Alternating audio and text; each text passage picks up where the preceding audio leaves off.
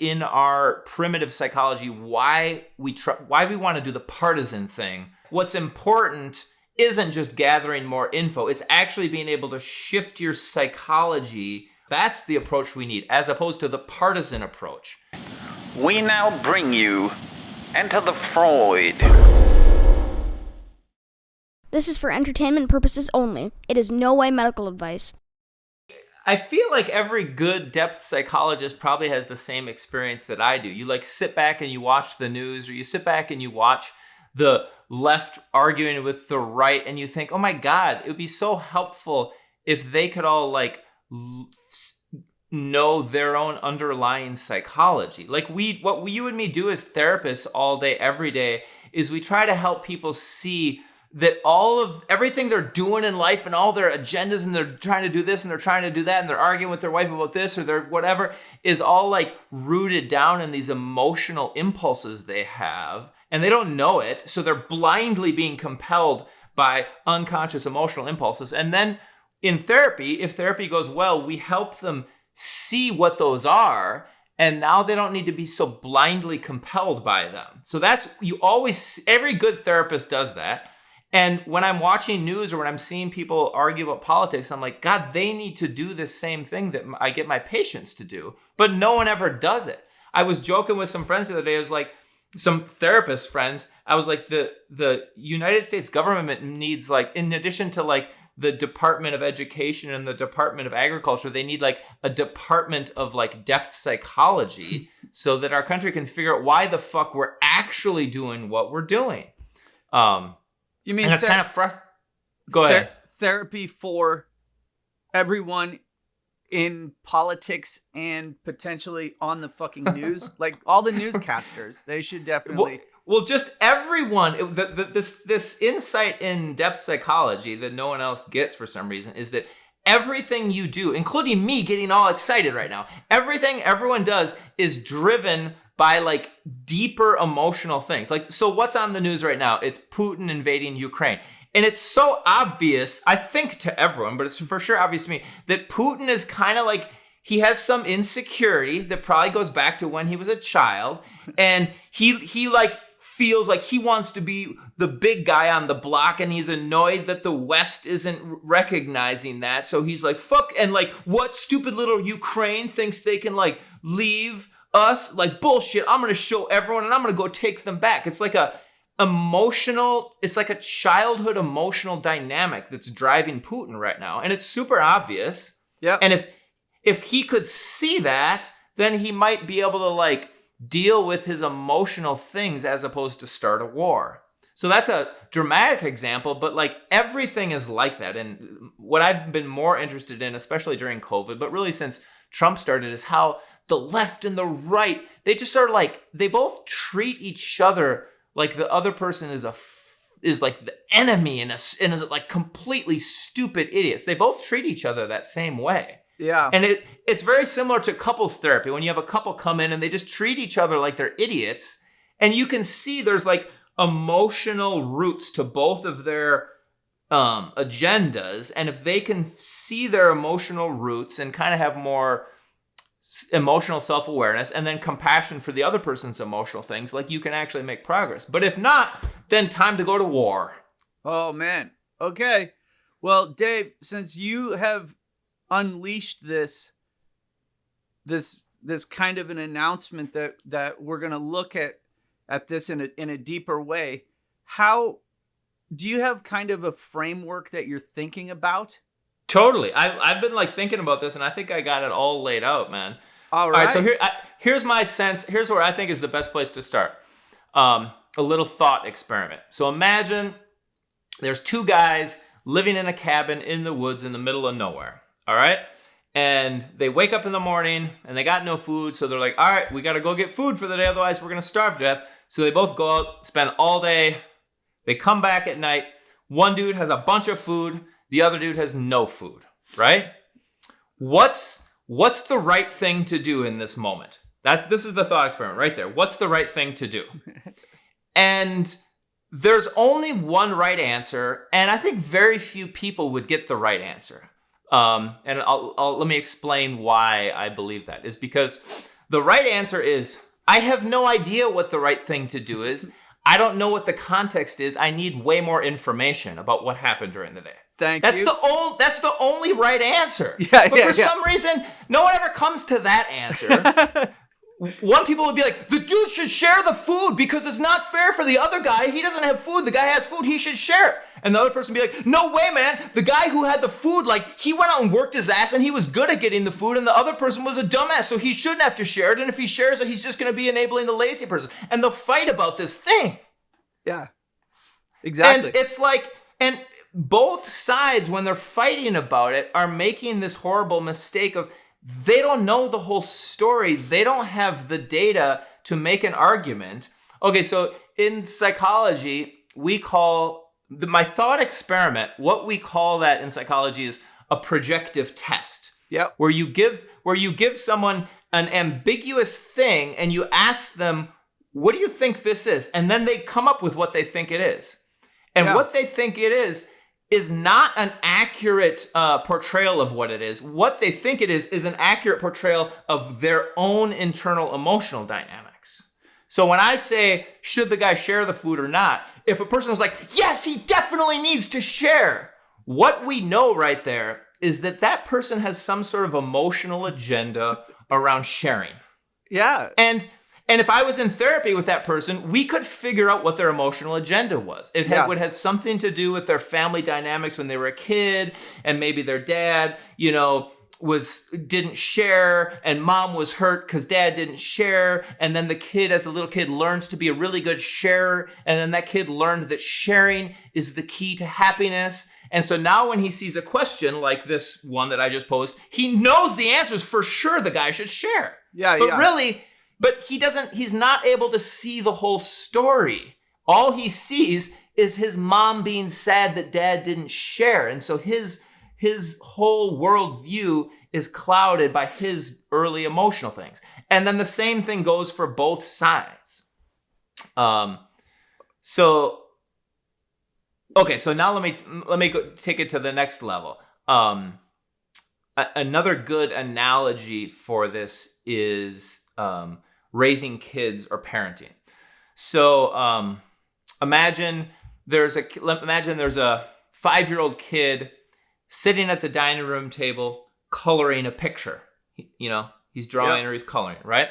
Yeah. And then dad says, "Hey buddy, it's time to go. Let's go." And the kid's like, "No, dad, hold on, wait. I just want to finish coloring this peacock."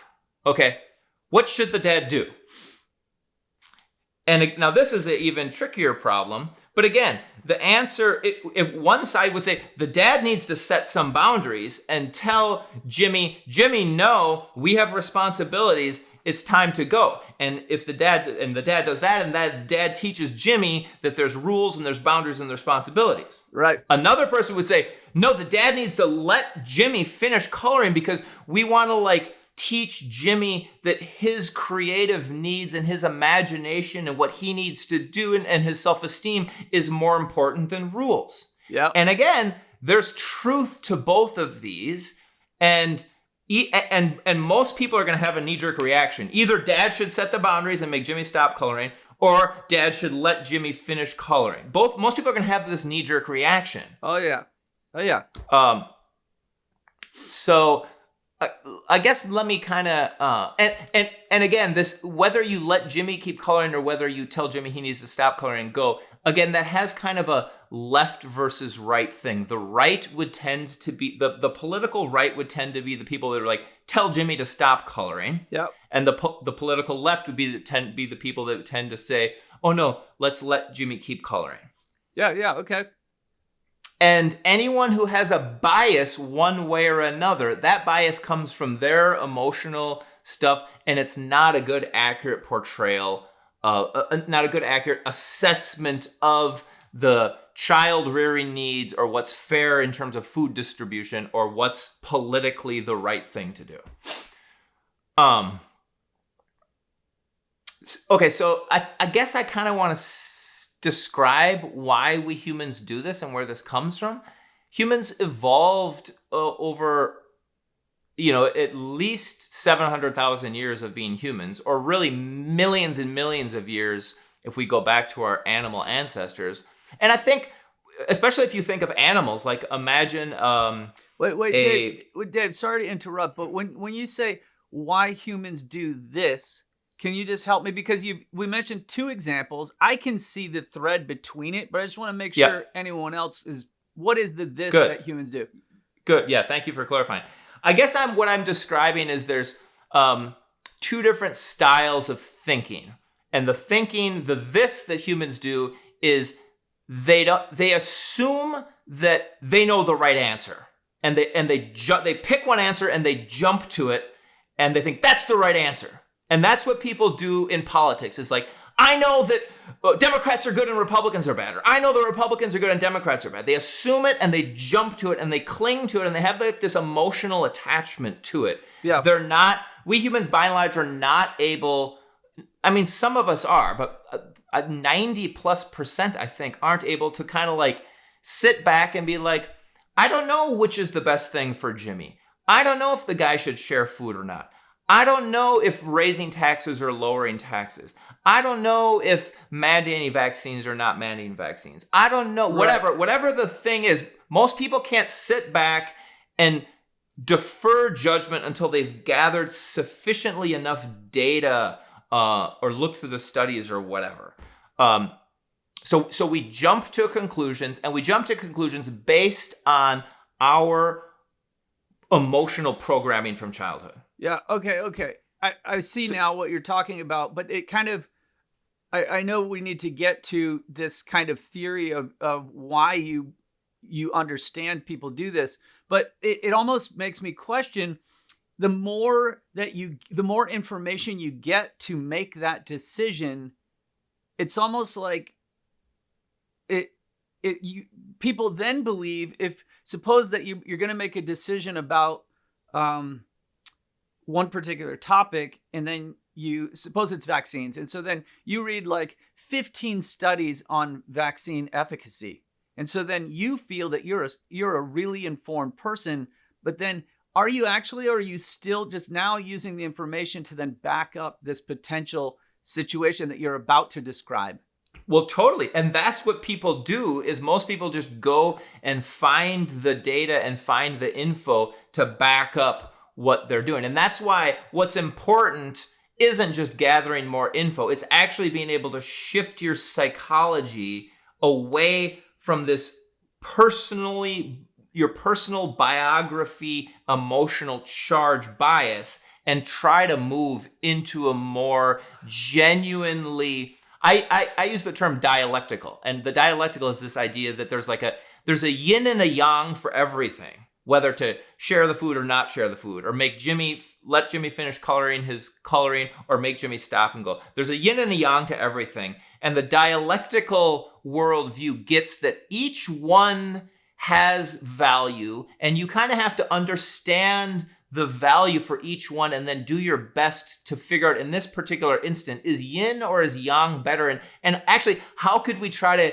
get the value of yin and the value of yang both?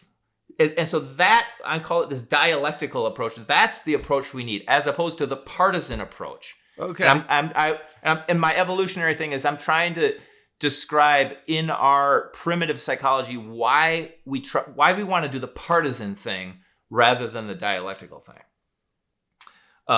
So I'll give this little story and then chime in and tell me what you think about why we do the partisan thing. So here's my theory: is that for millions of years, life evolved, and I think evolution rewarded clear decisions and quick action.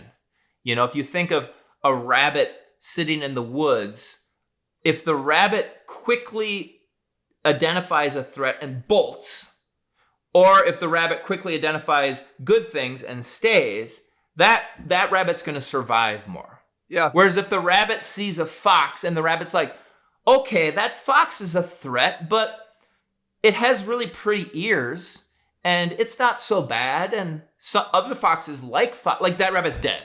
Yeah.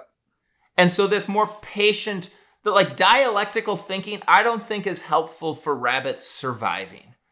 And my hunch is it's not even helpful for I was going to say it's maybe not helpful for early human tribal survival, but it probably is. Within the tribe, it probably is helpful. But still, to some degree, if there's a snake in the village, kill it. If there's an antelope out there, go kill it and eat it. If there's an enemy tribe there, either run the fuck away or go kill them. Like a more black and white thinking was probably evolutionarily advantageous. Okay. Probably for most of our evolutionary history, I'm guessing. Yep. And then slowly over time, as we're trying to get together in bigger and bigger groups and shit gets more and more complicated, I think that this black and white thinking is getting less and less evolutionary advantageous. And so I sort of think it's an evolutionary challenge that we're trying to move out of our black and white thinking fight or flight survival brain and move more into what I'm calling dialectical thinking, where we can more like calmly really try to feel out both sides of every issue. Yeah. That's kind of my theory. Yep. I think that's a sound theory, absolutely. And then what else are you do you have other types of ideas as to why this is and how? Because I imagine why we are thinking in this kind of a black and white way will somewhat inform us as to a potential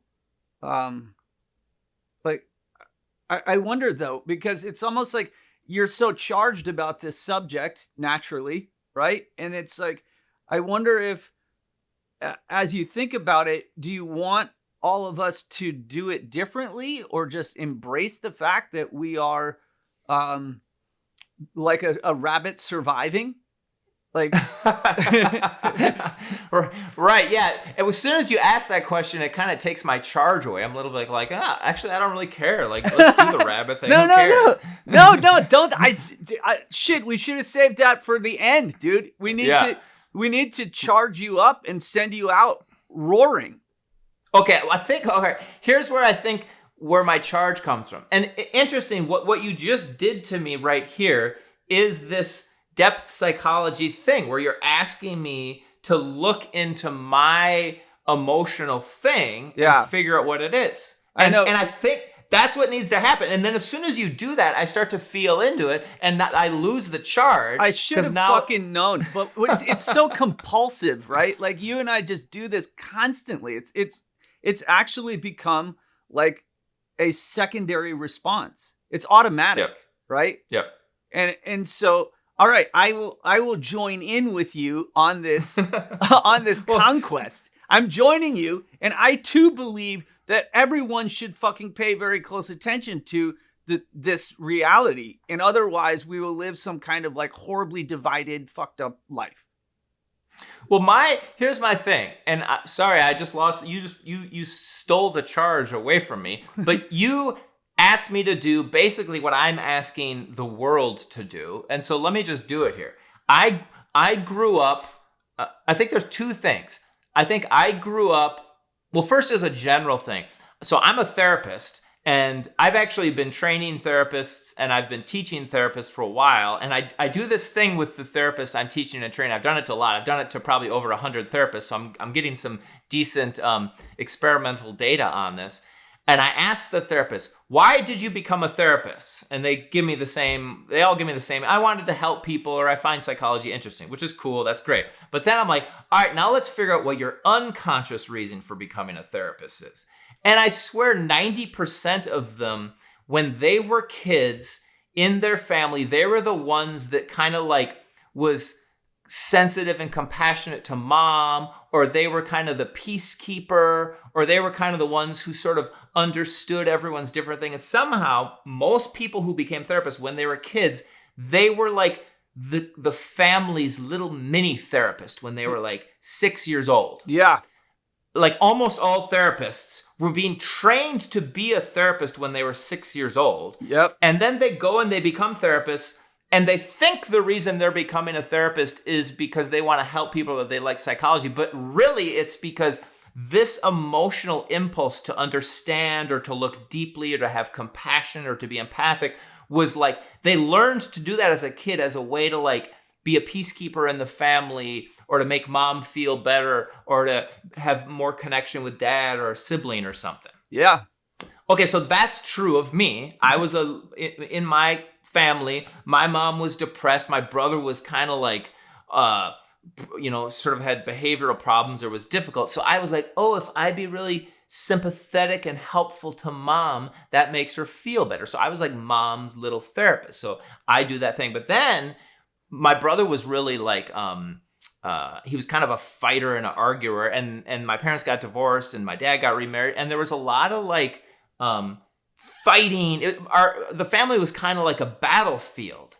And I think what I did was I sat back and looked at each person's thing, and I could kind of see, and I sort of thought, God, can't they all get out of their stupid thing and like see this higher truth? And so it sort of was like in my little kid's brain, my life would have been better if people could have like got out of their agenda and listened to each other and sort of got along. So I think in my brain is like the key to happiness is people can like step outside of their thing. And so I'm now projecting that and channeling that onto the national stage in politics.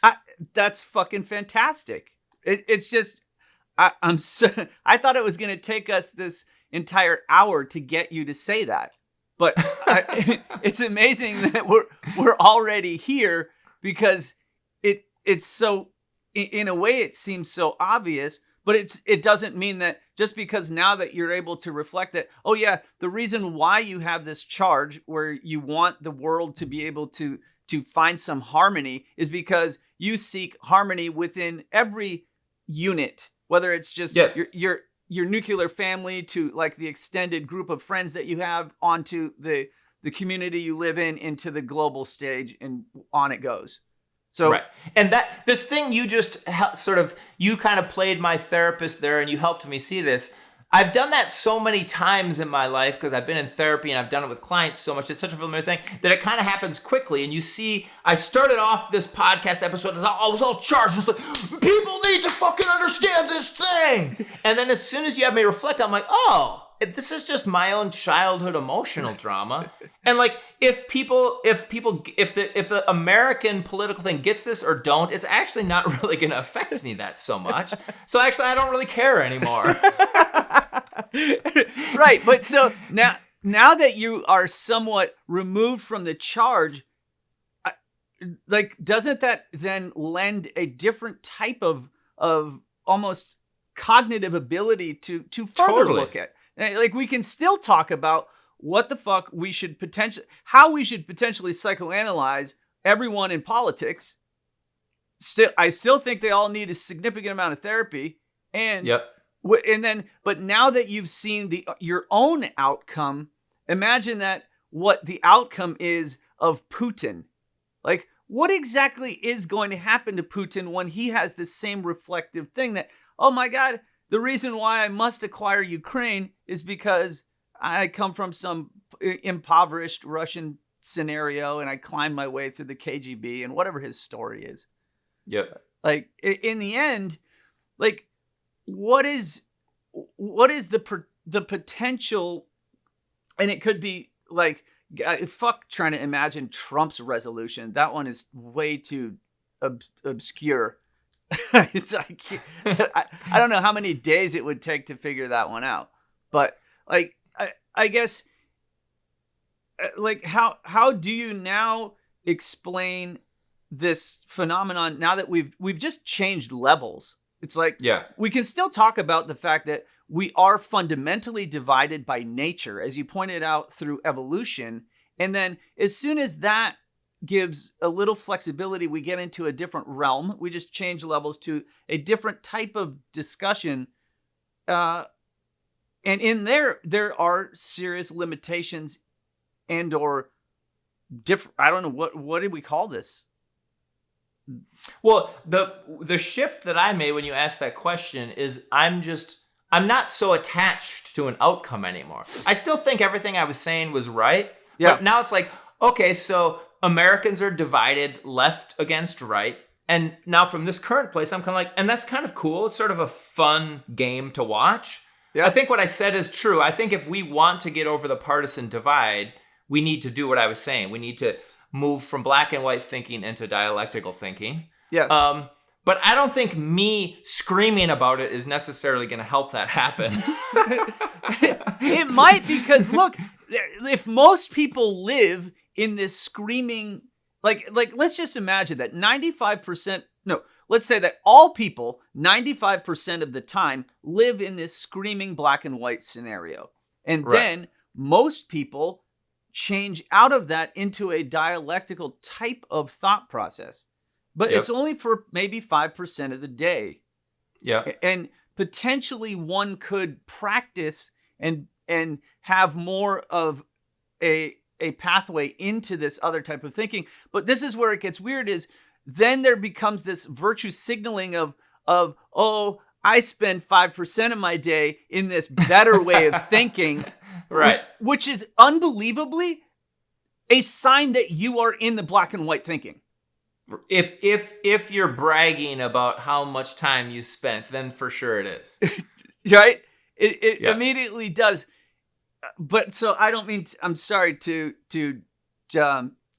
derail this, but then I guess I just immediately start thinking of, well, if you can transition out of this kind of us versus them black and white mentality, tribalism that people are calling it, into a more of a conversational style. You know how Ken Wilber, then like someone who brags about being in a different state, by the way, he thinks that like if you try hard enough, you'll get to this universal stage where all you care about is all beings encased in this love project headed towards the equality of some type of universal equality. Yep. Which I think is true, but it is weird how he brags about it. Like you were saying, it's kind of that's sort of a paradox there. It's definitely a red flag.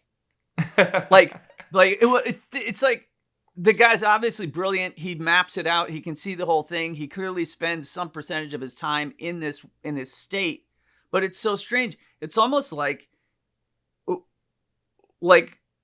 the further you go towards a real universal consciousness, then it's very hard to brag from that place. But then, I don't really want to just distract into the idea that bragging versus not bragging is even significant, right? Yeah. But no, when I first started off, I was in a more arrogant state of mind of like the stupid left and the right.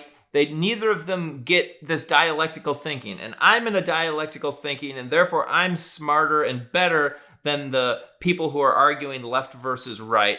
And then when you made this shift, when you said, Dave, why are you have so much charge around this? And I sort of reflected, and I'm like, it's because of my own childhood things. And now I don't really feel so superior to the people on the left and the right, because I was kind of just doing the same thing. I was like, no, you guys are both wrong. I'm right now, Right.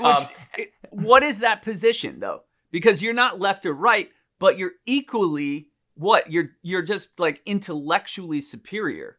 Is that like, I don't even know what to call this. There is a different place you can arrive at. It's almost like a triangle, though, because you're not any higher.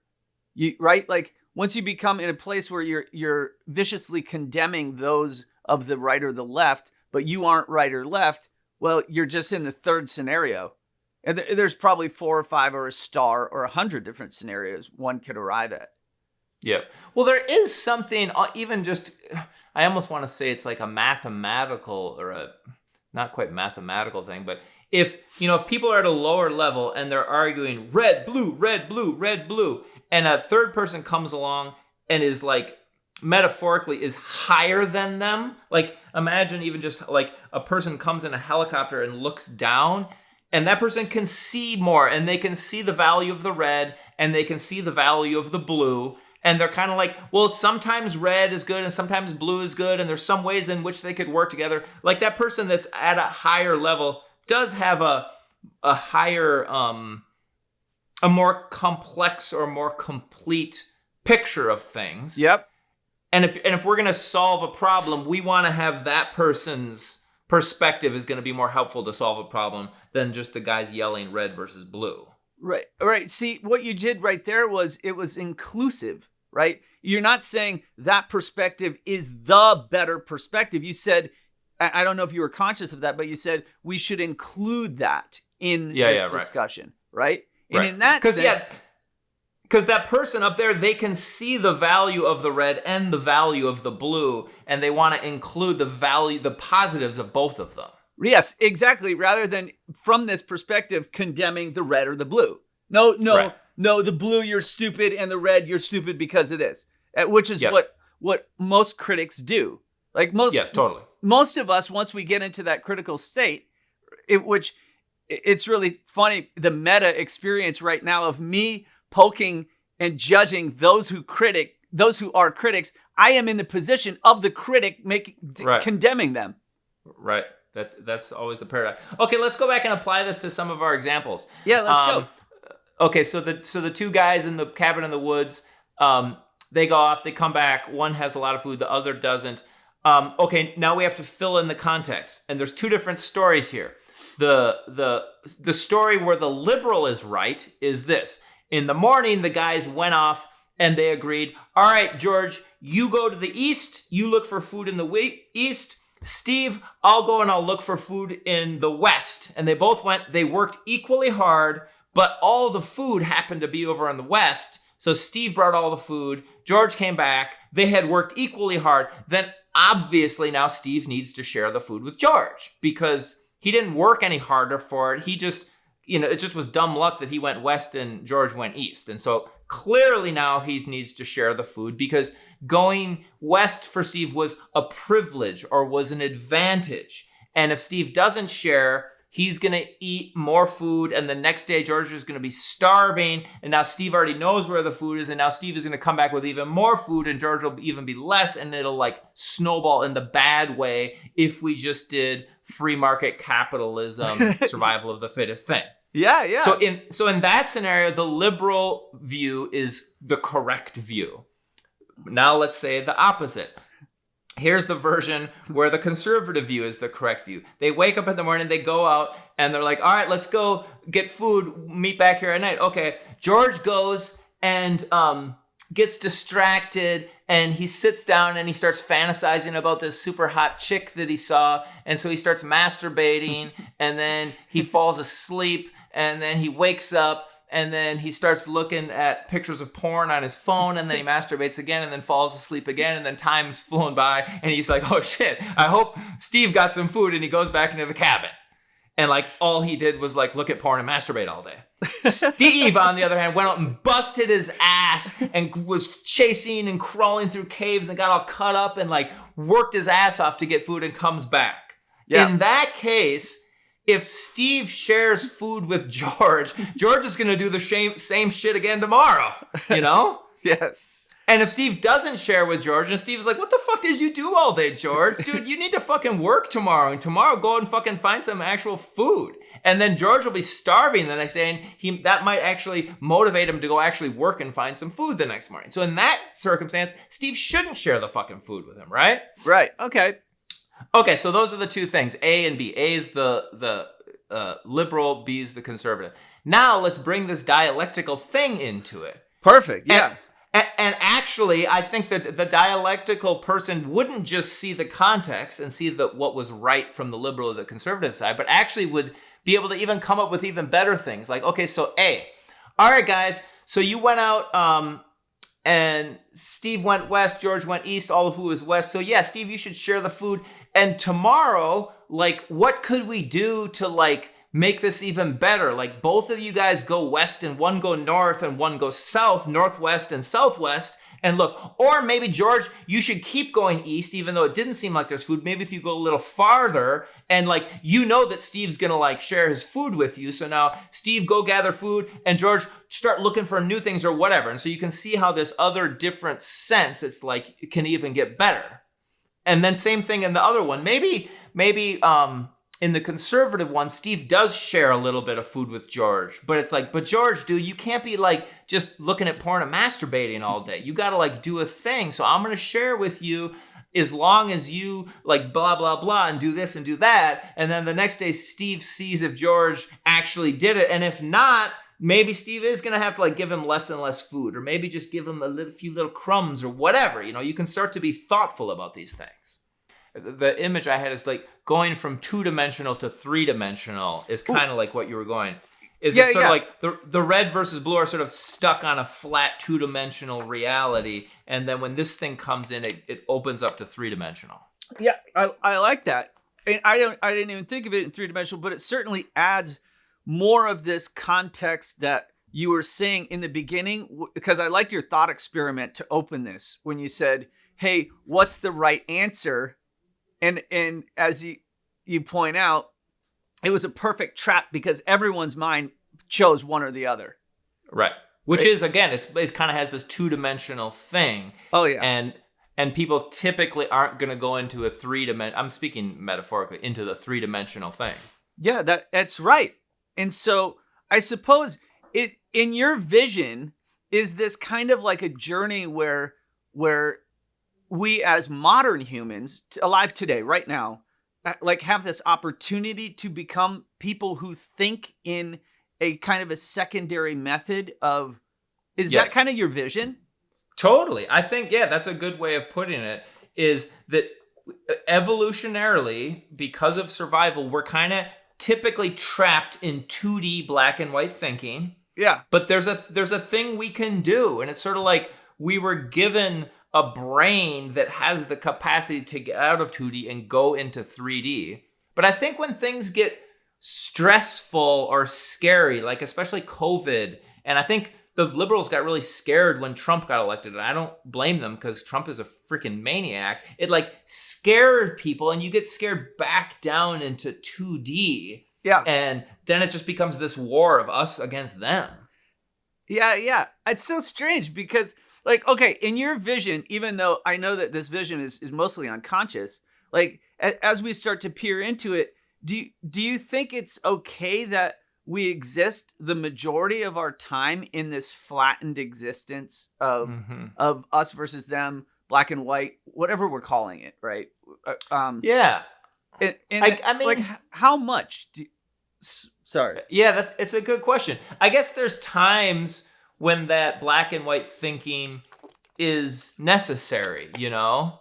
And maybe a lot of the time you can just stay in black and white thinking, I don't know, because, you know, wake up, take a shower, make food, go to work, drive, don't, you know, red light, stop, green light, go, don't crash into that guy. Maybe most of the time you can just kind of stay in more simplistic thinking, and maybe that's better for in terms of energy conservation. You don't need to think complexly about the meaning of the stoplight, you know? It's just like it's fucking red stop. It's that simple.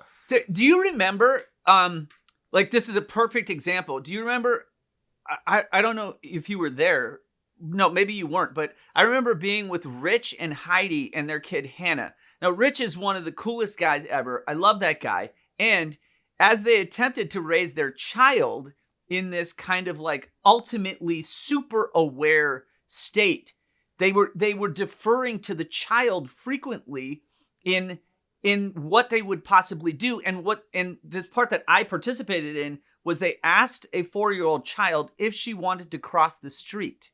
And that question was so overwhelming to this child that she couldn't answer the question. And they would just tell her, they would inform her about the light that was changing. Yes. The stoplight. Yes. And Heidi would say, okay, the light's green. Do you want to go? And then the kid was like, oh, I don't know if I want to go.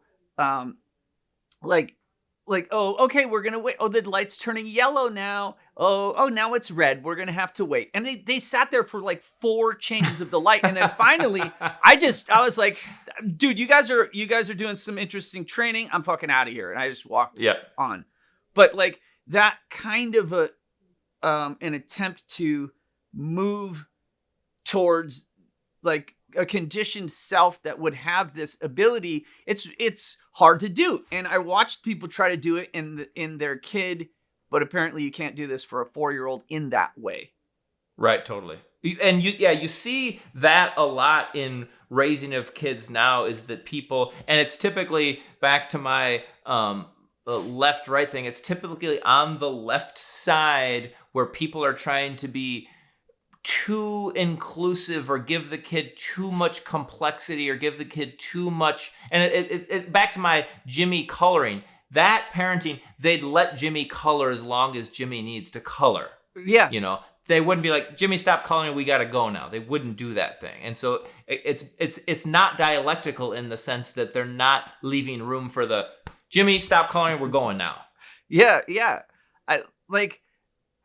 I guess now that you've shifted to the second example, do you have an idea of how one would potentially condition oneself now that they're grown up?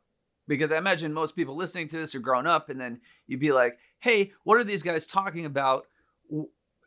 Is this something one should even attempt to do? Yes, I have a strong feeling about this. Yes, we all need to do this. We all need to attempt to get up to dialectical thinking. So I think step one is know that you do. All of us are doing black and white thinking. So just know that you are doing it. You did it today. You did it yesterday. You're going to do it tomorrow.